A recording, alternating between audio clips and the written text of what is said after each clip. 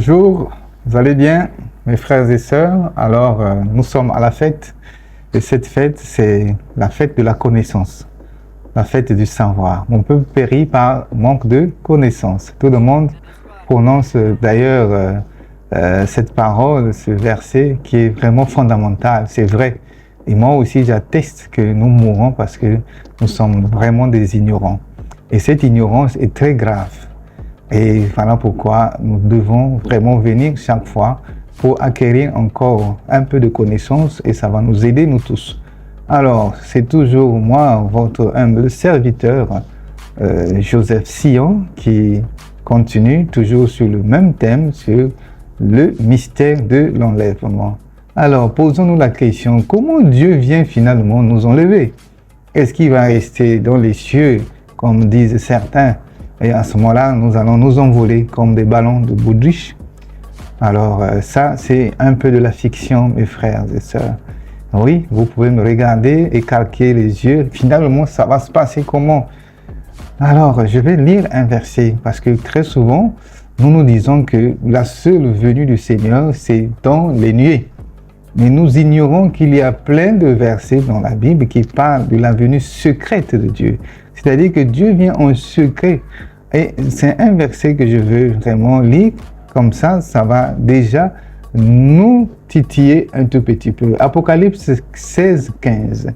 Voici, je viens comme un voleur. Heureux celui qui reste vigilant et qui garde ses vêtements afin de ne pas marcher nu et de ne pas laisser voir sa honte. Ici, on voit bien que notre Seigneur vient comme un voleur. Alors, posons-nous la question, est-ce que quand le voleur vient, vraiment, est-ce qu'il vient en public? Non, le voleur n'annonce même pas. Donc, quand le voleur vient, on est seulement surpris quand il a frappé. À ce moment-là, on se rend compte que voilà, on a été volé. Et moi, personnellement, j'ai été victime d'un vol. Au milieu de la nuit, pendant que je dormais, ils sont rentrés, les voleurs, par infraction. Ils ont forcé la porte et ils ont emporté le poste téléviseur et voilà le jeu des enfants qui étaient là. Voyez-vous, c'est au bon matin qu'on se rend compte que le voleur était passé. Et même les voisins n'en savaient rien. Et c'est quand on annonce que voilà, on a été victime d'un vol. À ce moment-là, les voisins ont su qu'on a été volé. Et c'est comme ça que Dieu vient dans les derniers jours pour venir voler. Mais finalement, qu'est-ce qu'il vient voler et comment il vole? Vous allez dire, mais comment le Seigneur vient voler? Aujourd'hui, nous savons bien que le Seigneur a ses enfants partout, dans toutes les églises, dans toutes les dénominations. Posons-nous la question, est-ce que ces églises sont les églises de Dieu? Mais je crois que les gens diront tous, oui, mais bien sûr, vous en êtes-vous sûrs? Sinon le Seigneur lui-même a dit, sur cette pierre, je bâtirai mon église. Pronom possessif. Donc, il y a des églises qui ne sont pas les églises de Dieu. Même si nous prêchons le Seigneur Jésus dans ces églises, mais je vous dis qu'il y a des églises qui ne sont pas les églises de Dieu. Il y a des brebis qui ne sont pas des brebis de Dieu. Mes brebis entendent ma voix. Et c'est bien marqué. Donc, il y a des brebis qui n'appartiennent pas à Dieu, qui sont des brebis de Satan. Et on devrait même les appeler les boucs.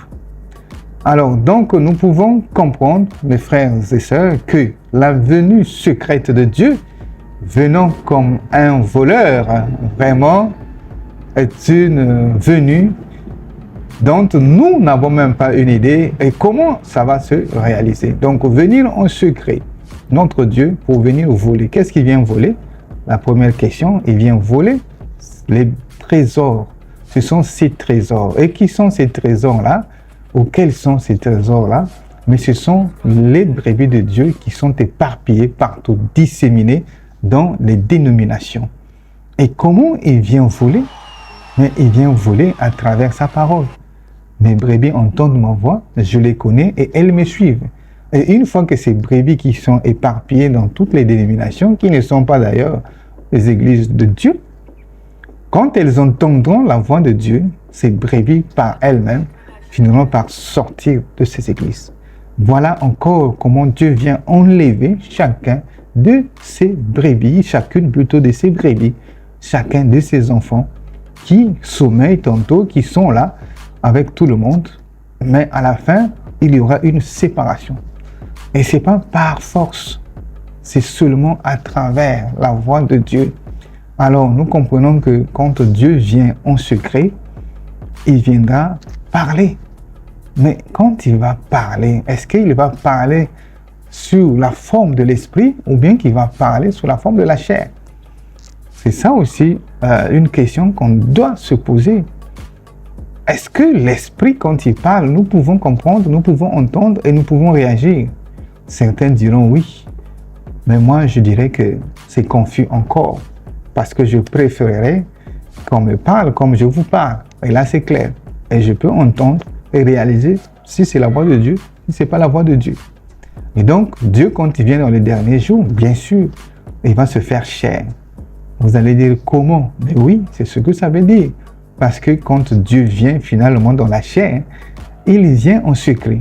Parce qu'il est difficile, je dis bien extrêmement difficile, quasiment impossible de reconnaître Dieu quand il est dans la chair. Prenons l'exemple, quand Jésus est venu dans la chair, qui a reconnu qu'il était le Christ? Ceux qui l'attendaient, tout le peuple juif, les prêtres juifs, ne l'ont-ils pas condamné? Est-ce qu'ils ont reconnu que c'était vraiment le Christ? Alors que c'était Dieu dans la chair. Voyez-vous que quand Dieu porte la chair, il est semblable à nous et du coup, on le prend pour un simple homme et c'est comme ça là qu'on peut le persécuter même, le vilipender. Voilà, on peut même le lapider comme on cherchait à lapider Jésus.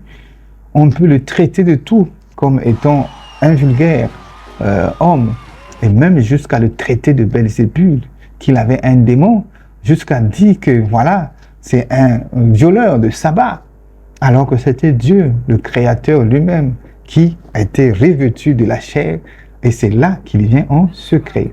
Parce que quand il vient finalement en public, tout œil le verra. Et personne ne pourra finalement, voilà, résister à Dieu. Tous vont l'accepter et diront, voilà, nous t'aimons, nous t'adorons. Mais en fait, c'est pas ça. Voilà pourquoi Jésus avait prédit, ce ne sont pas tous ceux qui m'appellent Seigneur, Seigneur, qui hériteront le royaume de Dieu, mais celui-là seul qui fait la volonté de mon Père qui est dans les cieux. Plusieurs viendront en mon nom me dire, Seigneur, Seigneur, n'avons-nous pas fait des miracles en ton nom? N'avons-nous pas guéri les malades? N'avons-nous pas chassé les démons? Mais je leur dirai ouvertement que je ne vous ai jamais connu. Retirez-vous de moi, vous qui commettez l'iniquité. Donc c'est pour dire que ce ne sont pas tous ceux-là qui se disent chrétiens qui sont vraiment des chrétiens, selon notre Dieu. Ce ne sont pas ceux qui prêchent, qui font des miracles, des prophéties, qui finalement sont ceux-là qui sont agréés par Dieu. Nous voyons bien que la sanction est grave. Et donc, sommes-nous sûrs que nous sommes vraiment de Dieu?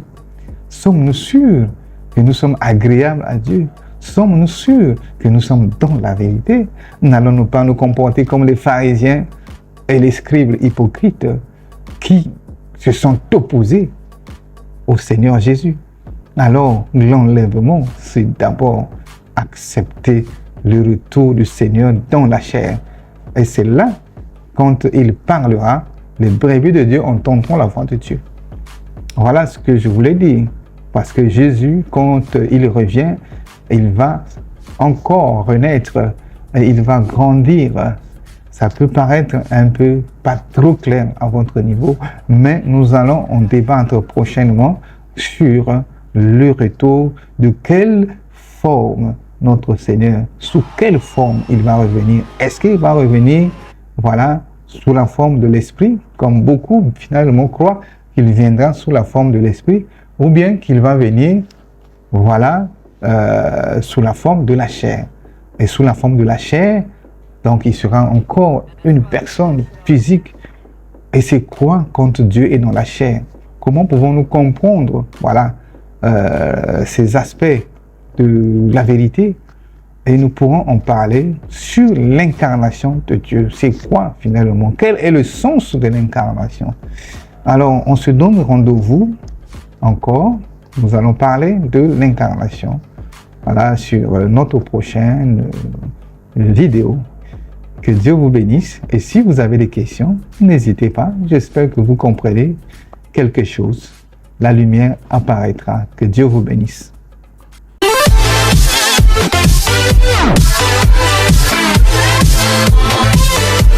Yeah.